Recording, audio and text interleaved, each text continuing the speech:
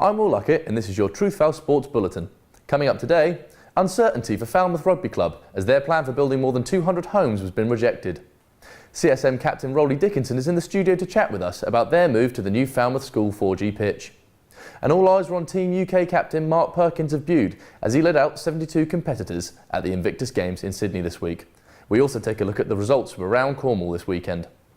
But first, Falmouth Rugby Club's debt crisis has worsened after their appeal to develop 226 properties was denied by Cornwall Council. The club faced £200,000 of debt after their attempts to build a 226 property housing development on Menahay Field was rejected by Cornwall Council.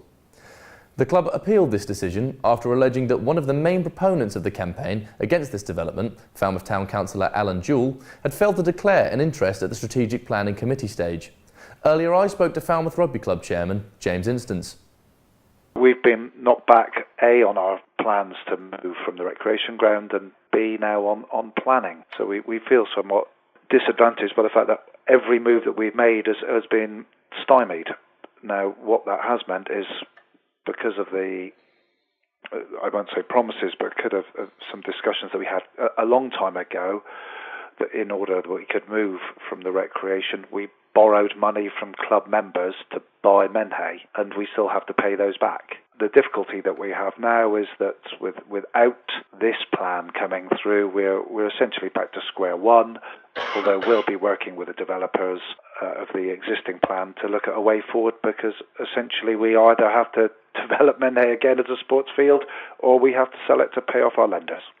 Looking further abroad now, the Invictus Games are well underway in Sydney and Team GB are performing well down under.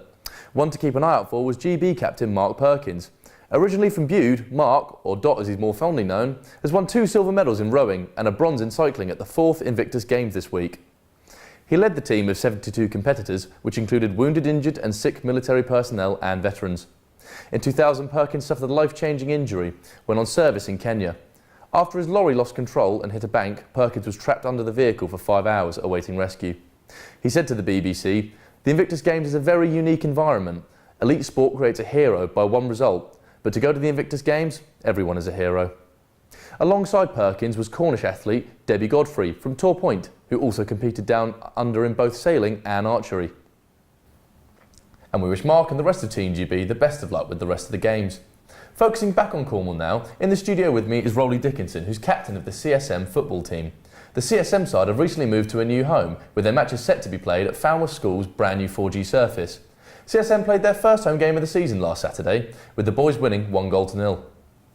Rolly, you've been part of the CSM setup for 3 years now. I presume you've played on some questionable surfaces, to say the least. Yeah, our home pitch last year, not in the best condition, especially the weather down in Cornwall really tore up during winter, and we had to play a lot of games towards the end of the season. Well, because postponements? Yeah, postponements during the winter period were very bad. Okay. Well, how was the surface on the weekend? It was an absolute joy to play on, to be honest. Like, we could really show our level compared to the other team. I mean, the boys we've got, we should be playing in a better league, but on that pitch we can really show what we've got. And so you think the surface allows you to play a better style of football that's more suitable to the team? Yeah, definitely. A lot of the teams down in Cornwall, they play very Route 1 football, but we prefer the passing game, and that really shows on that pitch. I mean, we've seen before games in which CSM have really struggled due to the pitch. The example I'd always think back to was the bottle match last year. That was played on the Dracaena pitches, and that was more like a rugby pitch, to be honest. Yeah, that wasn't the best game to watch, to be honest. The surface was horrible there, and I think the pitch was too small for regulations, but we had to have the bottle match in Falmouth, so that was the only real option. So you think the improvement in pitch quality now will actually give you a boost in home form and actually sort of maybe carry you further up the table? I should hope so, yeah.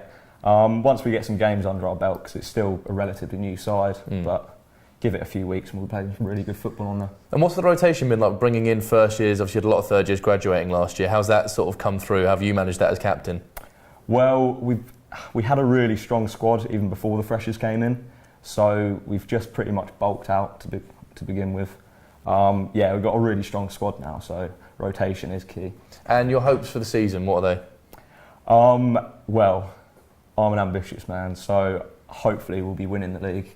I mean, we're still in a few cups, a good few cup runs would be good, but I can't imagine us coming below third in this league. Brilliant. Well, thank you very much for coming in, Rod. It's been a pleasure speaking to you. No worries. Yesterday evening, Falmouth Town extended their winning run in the South West Peninsula Premier League with a 1-0 victory over Bodmin Town. Oh! Go on. We're having it! Yes! Yes! We will have it! This win leaves them 7 points from the top of the table with 4 games in hand on the side above. They face Collompton Rangers away from home this weekend and will be looking to close this gap whilst in a strong run of form. Despite the off-the-pitch issues, Falmouth Rugby Club overcame Winscombe 25-18. After the past few away games, it seems that the first 20 minutes of the match has defined it. Would you say after today you've turned a corner? Well, we're certainly on that road to doing that, yeah. It's been a concern for us in 2 of the away games that we've started very badly.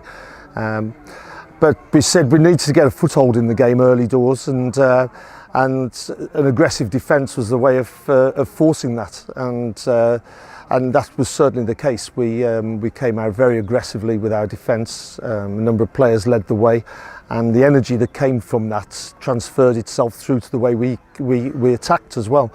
And to go a couple of scores up in the first few minutes was terrific, and although they came back, you know, we held on well. Well, that's all for this week, but we'll be back next week to bring you up to date with all of Cornwall's sporting news. With Truthfal, I'm Will Luckett.